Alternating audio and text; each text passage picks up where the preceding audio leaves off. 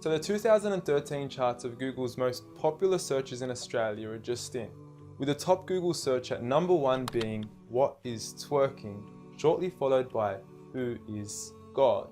Now, on saying this, I don't think you have to be a genius to figure out which of the two questions is more important to be asking Google. I mean, one could potentially explain the reality of our existence, while the other would potentially leave us scarred for the remainder of our existence. And look, I know there's a lot of skepticism surrounding this issue, and quite frankly, I don't blame you.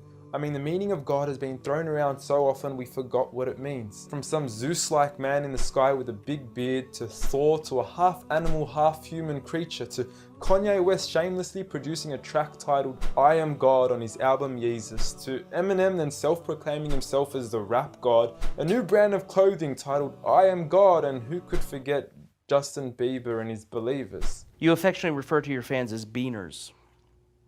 No, believers. And now I understand that most of this may be exaggerated, and many of these examples are mere semantics and plays on words that are probably being taken out of context, as let's face it, nobody actually believes in Bieber, and I highly doubt that Kanye West considers himself a god. When someone comes up and says something like, "I am a god," everybody says, "Who does he think he is?" I just told you who I thought I was, a god. And now Kanye West smashes his head into a street sign really, really hard.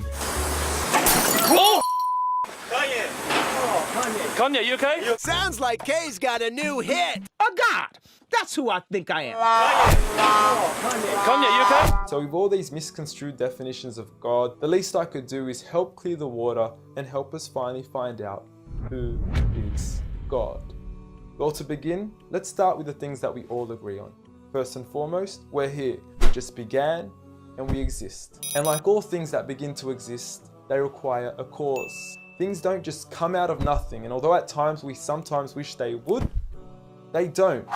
If I told you that this glass sprang into existence, this glass made itself, you said Muhammad Ali's crazy. So in saying that, knowing the cause of us is crucial to understanding who God is. Although we are able to explain that we did have a beginning, as many leading cosmologists have affirmed, we are still left unanswered as to what was the cause of our beginning.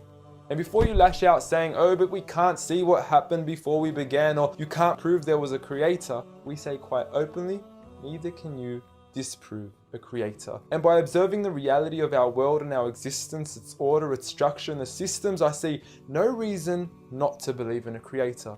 But then one may ask, where did this creator come from? What was the cause of him? And it will go on forever and ever, which would most probably lead to us never have ever been created.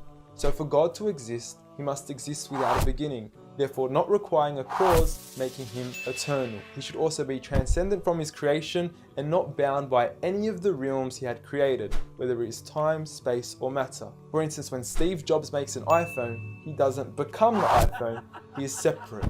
And of course, we could also argue that he is one. This makes the most sense, and it would also avoid any potential conflict between two disputing all-powerful gods with conflicting interests. But we still don't know which God is he. Are you Zeus? Are you Thor? Are you Yahweh? Well, if you agree with everything I've said up until now, you will realize that each of these gods don't fit into our established criteria of who God is. They are all created beings, they are not eternal, they have not created anything, they are dependent, and they require sleep, rest, oxygen, and food. So who is the one and only true God? I present to you a God who is one and only, eternal, exists without a beginning, who was uncreated, requiring no cause for himself, yet being the absolute cause and creator of everything else. Allah. A simple definition of God that is logical and rational. There is nothing like him, no man, no creature, nothing imaginable. He is the one who is perfect, although I don't like using the word perfect because our understanding of perfection would never encompass his true essence. He is in control of everything, whereby nothing can harm us unless he wills it. He is the all-knowing, the all-hearing, and unlike our friend Kanye, he is the all-seeing.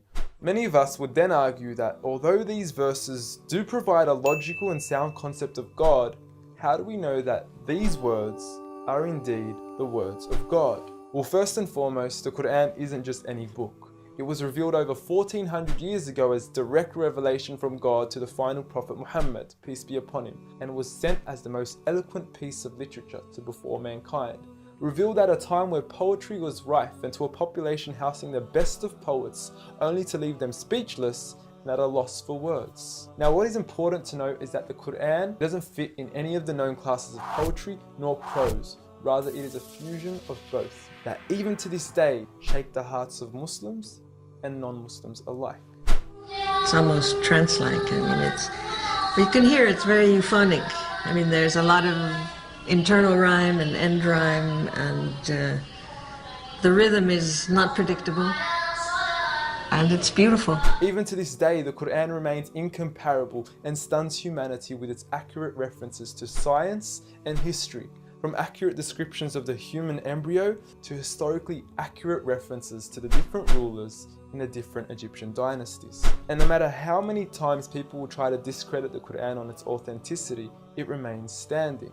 Will you please, at the very next science lesson, get some salt water, get some fresh water, and mix them and see what happens? The Quran says 2 seas, not 2 cups of water. And to those that doubt it is from God, the challenge is simple. Bring forth something that can compare. And now, although this challenge has been attempted multiple times throughout the past, history has witnessed that no man has been able to rival the Quran. But does this challenge still apply today? Well, we could surely put it to the test, and who better to choose than the self-proclaimed rap god. Call yourself the rap god. Eminem, dubbed the best of his time, being incomparable with anyone in his league. The last thing the world needs is another me. Now, if we compare the works of Allah with the works of Eminem, we are left with this. Slickety gibbity hippity hip hop, rappity rap, packing a mac in the back of the act, pack back, rap, yak, yakety yak yak. At the exact same time, I attempt his lyrical acrobat stunts. Look, content-wise, I don't know. However, we can't deny that lyrically he is impressive. He has rhythm, rhyme, style, alliteration, and assonance. A short video online even indicates that in one of his songs he almost made every second to third word rhyme. But how does he compare with the Quran's smallest chapter of 3 verses, Surah Al-Kawthar? Now, in just 10 words, Allah is able to use over 30 linguistic and rhetorical devices, including emphasis, multiple meaning, grammatical shift, word order and arrangement, ellipsis, conceptual relatedness, intensification, choice of words, repetition, intimacy, exaggeration, and prophecy, along with many, many more. What's also important to note is that the linguistic devices in the Quran aren't just thrown about randomly. For instance, Allah would use palindromes strategically to describe the terms glorify your Lord and the orbiting of planets, as though both processes are occurring continuously, non-stop, one after the other. The shortest chapter in the Quran also contains a rhetorical device that no one can compete against nor replicate: prophecy. At the end of the first verse, Allah promises Muhammad, peace be upon him, that he would be given abundant good at a time when he was at one of the lowest points of his life, with a small amount of followers and low social status. He had even just lost his son, and his enemies were taunting him with cut-off lineage and progeny, yet Allah was promising him abundant good at this time. Such was the prophecy of the Quran, and we certainly indeed see its fulfillment today. With the Quran being the most recited, memorized and practiced book across the entire world, with over 1.6 billion followers today from all walks of life.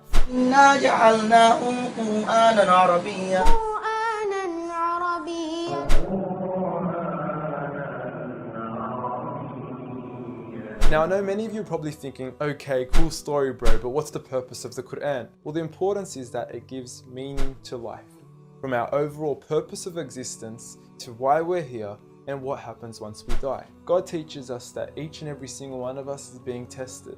We weren't created for mere play, we were created with a purpose, and that is to be obedient to God and His rules. Those who believe, there is reward, and those that don't and are arrogant, there is a punishment.